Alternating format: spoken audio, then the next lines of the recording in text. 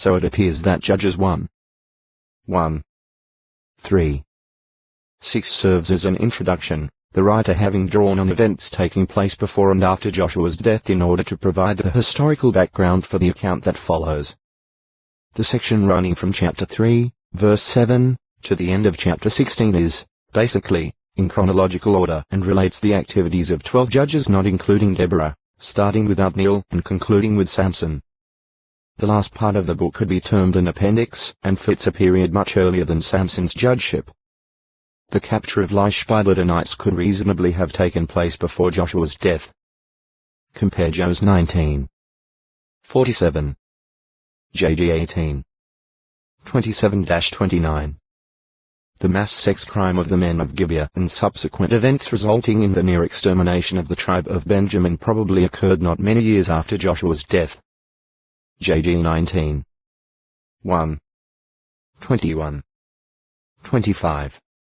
Judges 24:31. This would allow a vigorous account of the deliverances that Jehovah repeatedly performed for Israel through the judges when Israel abandoned idolatrous practices and earnestly sought his help, likely written by Samuel. The book covers about 330 years between the conquest of Canaan and the beginning of the monarchy, background for conditions prevailing during time of the Judges 1,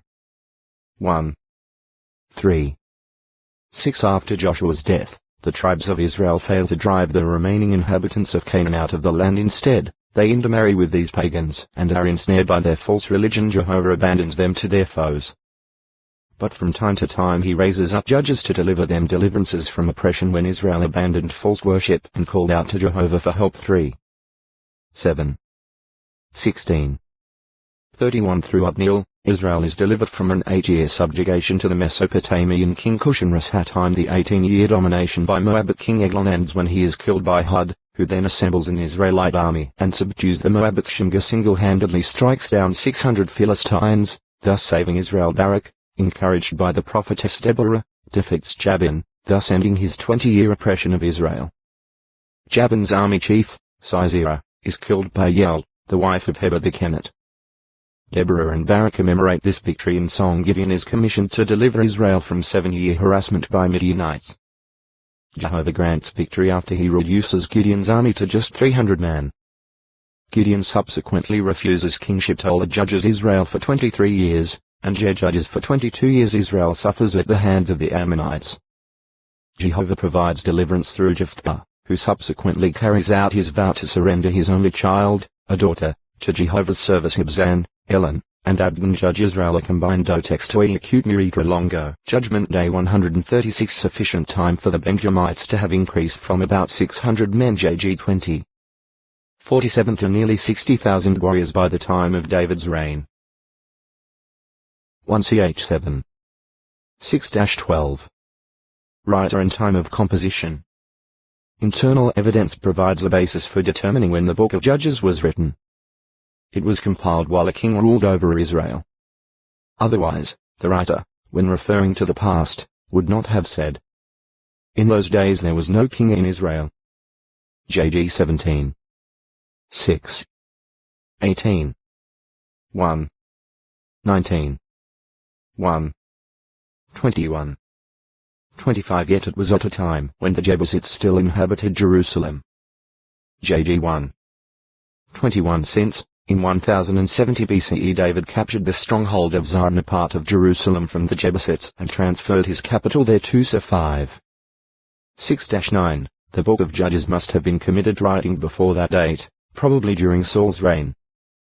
At that time Samuel was the main advocate of true worship and, as Jehovah's prophet, would have been the logical one to have recorded this book. Authenticity. That the Book of Judges rightly occupies a place in the Bible canon there can be no question. It is frank and honest, and it does not hide Israel's gross sins. Throughout, the book gives glory and honor, not to the human judges, but to Jehovah God as Israel's real deliverer. It shows that God's Spirit empowered the judges. JG 3. 9, 10. 6. 34. 11. 29. 13. 24, 25. 14. 6, 19. 15. 14, 18. 16. 20, 28-30 and they, in turn, recognized Jehovah as Judge 11. 27 and King 8. 23. Other inspired Bible books refer to events recorded therein. 1 Sir 12. 9-11. 2 Sir 11. 21. PS 83. 9-12. Issa 9. 4. 10. 26. Heb 11. 32-34. Judgment Day. A specific day, or period, when particular groups, nations, or mankind in general are called to account by God. It may be a time when those already judged to be deserving of death are executed, or the judgment may afford opportunity for some to be delivered, even to everlasting life. Jesus Christ and his apostles pointed to a future judgment day involving not only the living, but also those who had died in the past. Mount 10. 15. 11. 21-24. 12. 41, 42. 2-4. 1, 2. Past times of judgment. At various times in the past Jehovah called peoples and nations to account for their actions and executed his judgments by bringing destruction. Such executional judgments were not arbitrary demonstrations of brute force or overwhelming power. In some instances the Hebrew word translated judgment mishmitl.pad is also rendered justice and what is right. As 7. 10. G 18. 25 The Bible emphasizes that Jehovah is a lover of righteousness and justice, so his executional judgments involve both of those qualities. PS 33. 5. Sometimes the executional judgments came as a result of the wicked conduct of people in their daily lives. Sodom and Gomorrah are an example of this. Jehovah inspected the cities and determined that the sin of the inhabitants was very heavy. He decided to bring the cities to ruin. G 18.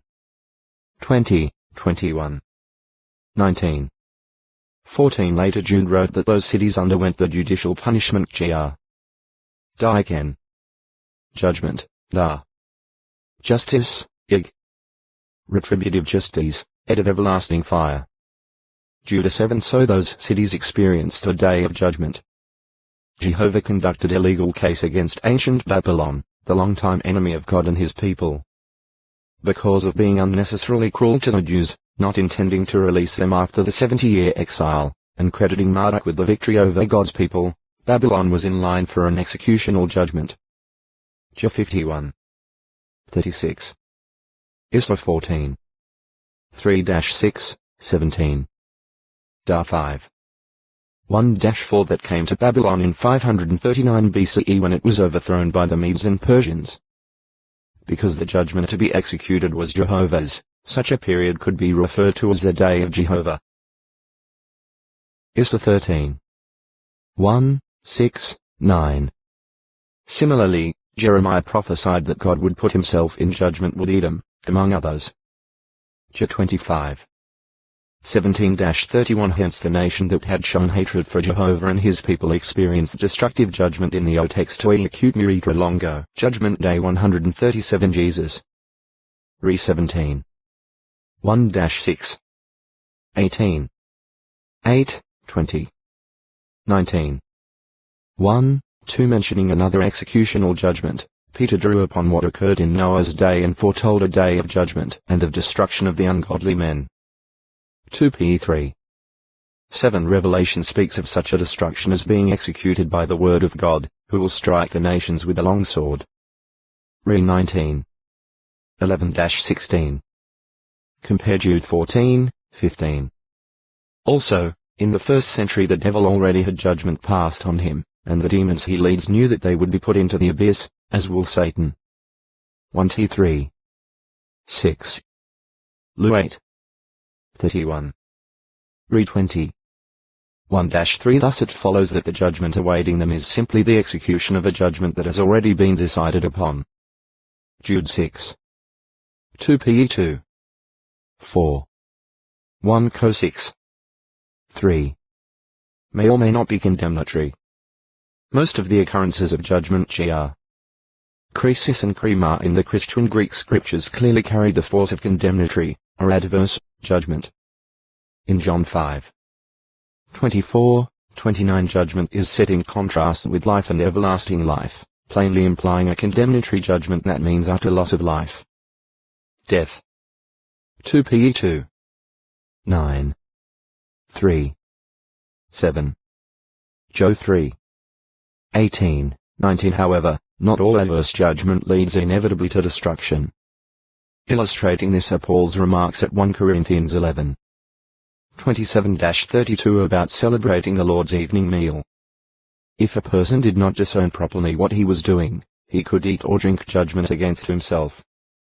Then Paul adds, when we are judged, we are disciplined by Jehovah, that we may not become condemned with the world. Thus one might receive adverse judgment, but because of repenting not be destroyed forever. Furthermore, the possibility of a judgment that is not condemnatory is apparent from 2 Corinthians 5:10. About those manifest before the judgment seat it says, each one will get his award according to the things he has practiced, whether it is good or vile. The judging mentioned in Revelation 20:13 evidently results in a favorable outcome for many. Of the dead judged, those receiving an adverse judgment are hurled into the lake of fire.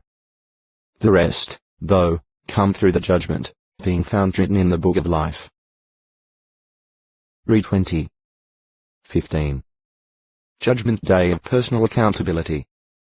Pre-Christian Hebrews were acquainted with the idea that God would hold them personally accountable for their conduct. EC 11:9, 12, 14. The Christian Greek scriptures explain that there will be a specific future period, a day, when mankind, both the living and those who died in the past, will individually be judged. 2 T 4:1-2. Identity of the judges. In the Hebrew scriptures Jehovah is identified as the judge of all the earth.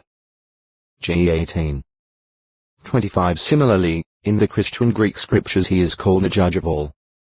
Hope 12.